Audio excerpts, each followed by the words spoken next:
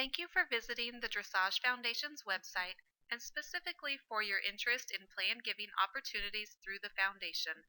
We are pleased to have you with us and look forward to providing you with information about making a planned gift with the Dressage Foundation.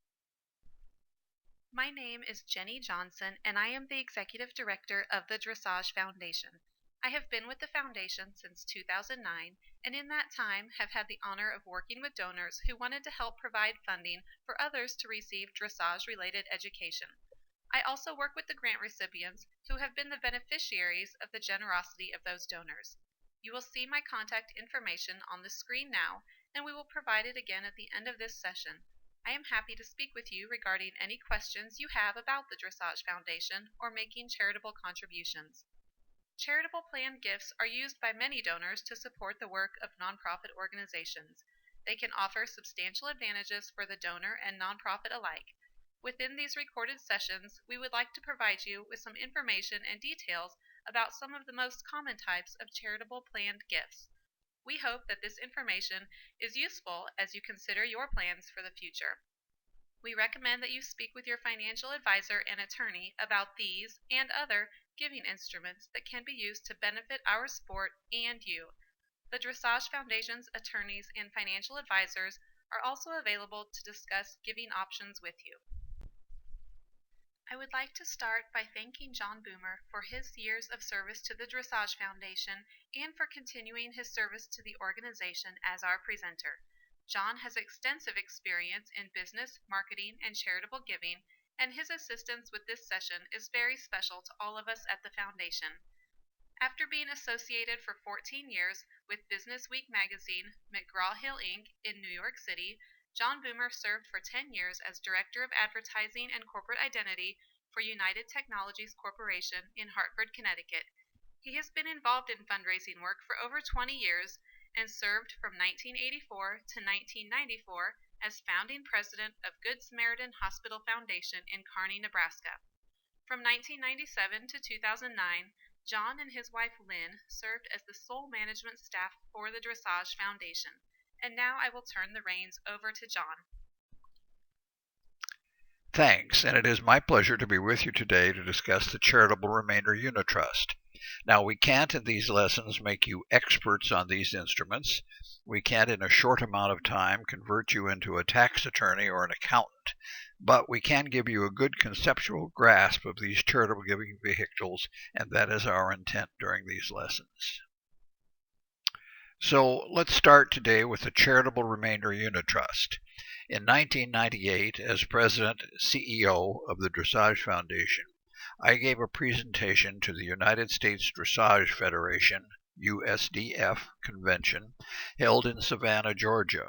When I came down off the podium, a young lady who was crocheting a beautiful Afghan tugged at my coat sleeve and said, "Mother would like to talk to you about the Charitable Remainder Unit Trust. Do you have time?"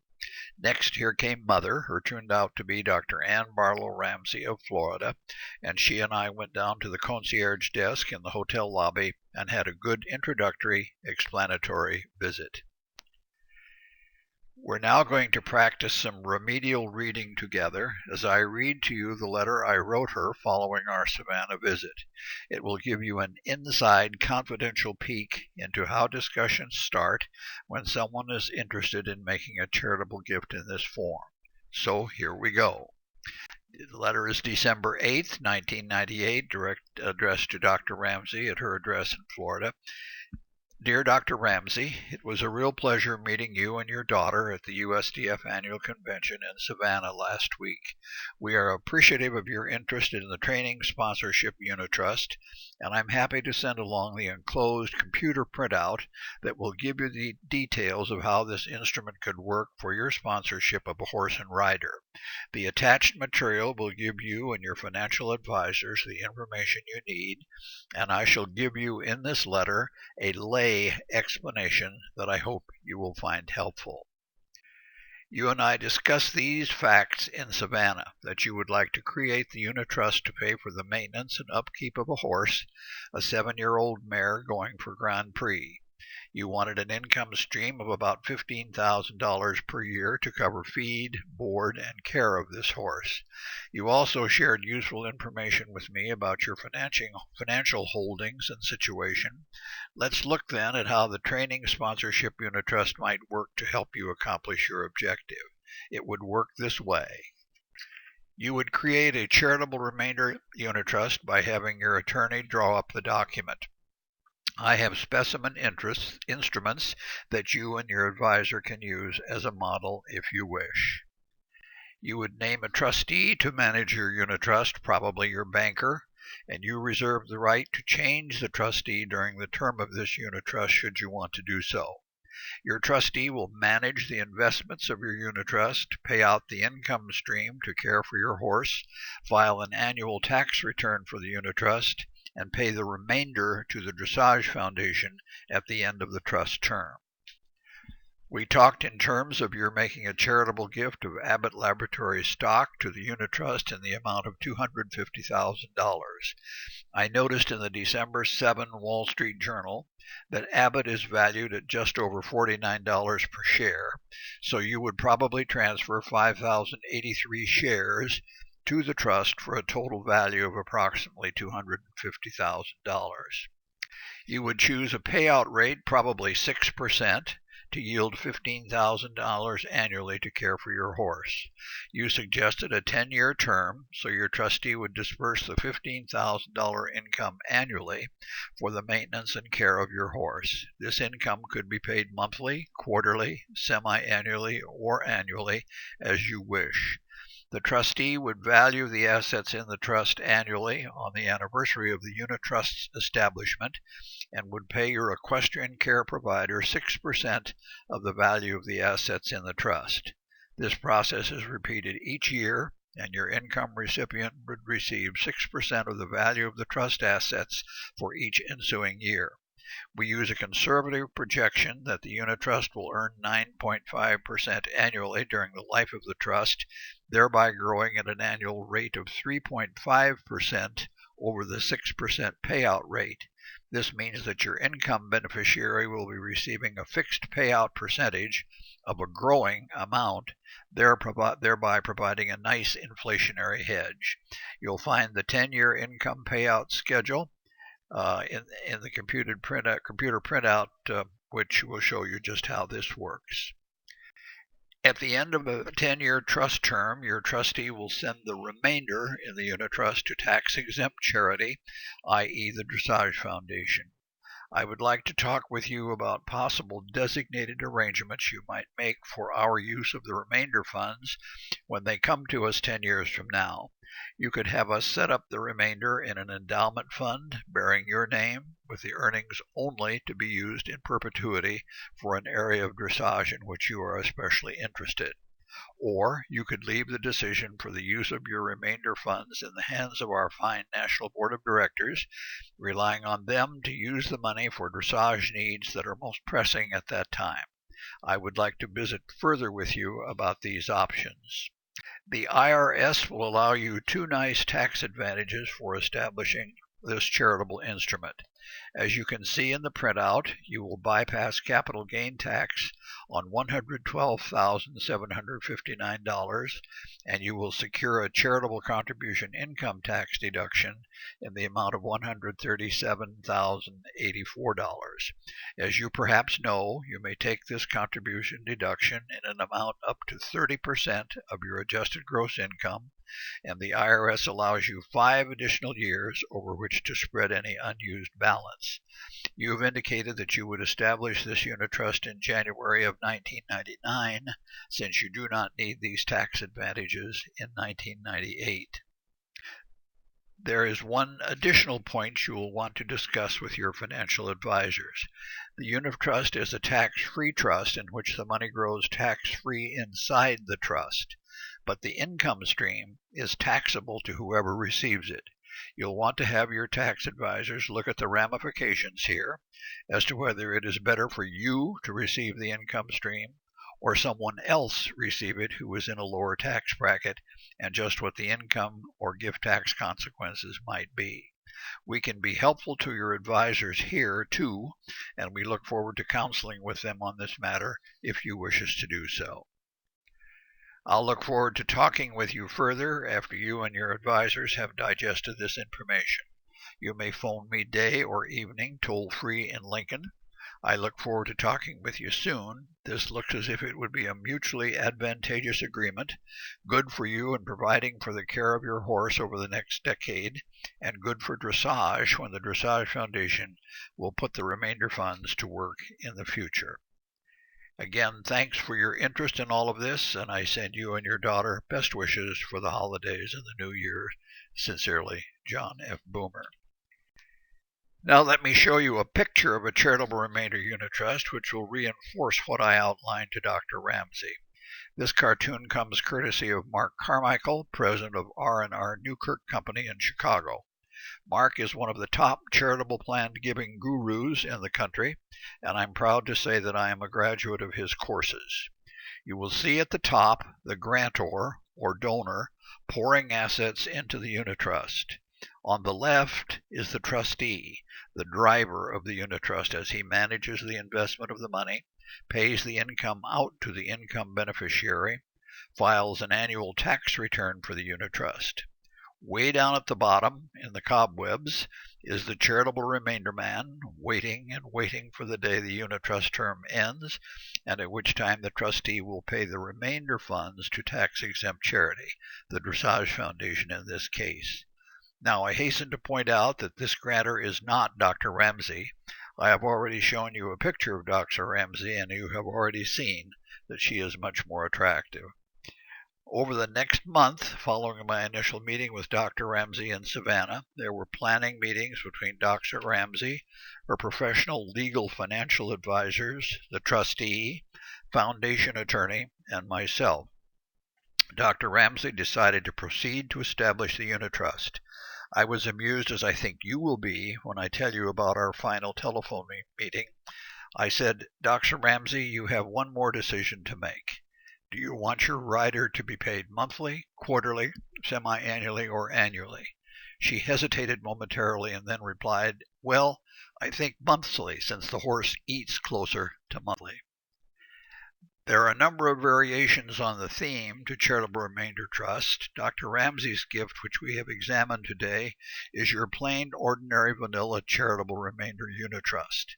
But these instruments can be customized to fit the grantor or donor's specific estate planning objectives and circumstances. In Dr. Ramsey's case, she wanted her rider and the charitable remainderman to share in the earnings growth of the trust during its 10-year life, meaning that her rider was receiving a fixed percentage of the asset's value, 6% in her case, but of a growing asset base, which provides a nice inflationary hedge. But there are some donors, often elderly ones, who will say that earnings can go up and also down. They may say, I just want to know that I'm going to have a fixed income payment, say $1,500 a month during the life of the trust. I don't want to worry about my income going up and down. The charitable trust can, in these cases, be drafted as a charitable remainder annuity trust, where the income stream is a set fixed dollar amount all during the trust term. With the unit trust, if there is earnings growth, it is paid to the income beneficiary during the 10-year trust term. With the annuity trust, any earnings growth in the assets, since the family is not taking them, will accumulate to be paid to the charitable remainderman at the end of the 10-year trust term. There are other variations on the theme of charitable trusts, but they are best left for discussion and decision by the grantor and his or her professional legal and financial advisors. Lastly, while the cartoon is still on your screen and the players are all in their places, let me summarize briefly the grantor's powers in a charitable remainder unit trust. The grantor will determine when the unit trust is to be established, what its dollar value will be, what type of assets it will be funded with, its term, the payout rate, the trustee, the income beneficiaries, and the charitable remainder man or men who will receive the ultimate unit trust remainder dollars. The grantor can also reserve the right to change the trustee, the charitable remainder beneficiaries, if he or she wishes to do so at any time during the trust term. All of these things will be clearly spelled out in the unit trust document. The unit trust agreement is irrevocable and must be carried out to the letter. Additional assets can be added to the unit trust by the grantor or other donors as long as their gifts are acceptable to the trustee. A mortgaged piece of real estate would not be acceptable, as I'm sure you can understand. If debt were acceptable as a charitable gift, we would all be in clover. The IRS has a ringside seat to all of this, watching the annual tax returns of the grantor, the unit trust itself, additional donors, income beneficiary, and charitable remainderment. So this is the Charitable Remainder Unit Trust and a description of how it has worked and continues to work for Dr. Ramsey and her rider. Aside from providing a 10-year income stream to Dr. Ramsey's horse and rider, she established through a separate letter of agreement with the Dressage Foundation a $25,000 annual scholarship to be awarded to an American-bred horse and rider to help them train and compete in Europe. For the first 10 years of Dr. Ramsey's gift, a monthly income stream of approximately $1,500 to $100 went to her rider. In 2008, when her unit trust terminated, the remainder money came to the Dressage Foundation to administer and fund the $25,000 annual training scholarship. A national selection committee of prominent dressage persons selects the scholarship recipient from among the many applicants each year. From 2008 to 2013, 4 riders took their horses to train and compete in Europe, and the scholarship continues on until the remainder funds are fully depleted. And then Dr. Ramsey decided to do it all over again. She established a second charitable remainder unit trust with assets valued at $250,000 and designated a second 10-year monthly income stream to her rider, which will continue through 2018. She also designated the remainder money to come to the Dressage Foundation to fund and administer a continuation of her annual $25,000 scholarship to help riders take their American-bred horses to Europe for training and competition. I simply have to say about the Dr. Ramsey gift, it is creative, distinctive, and remarkable in its longevity, as it will be helping dressage riders far out into future years. Let me read you a few sentences from the brochure describing Dr. Ramsey.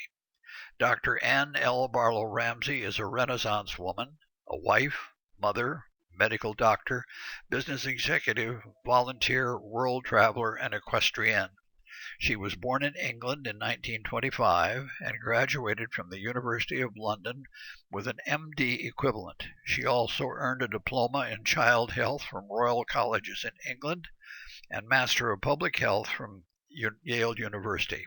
She moved to Canada in 1951 as a Rotary Foundation Fellow and was licensed in Michigan, Pennsylvania, and Illinois.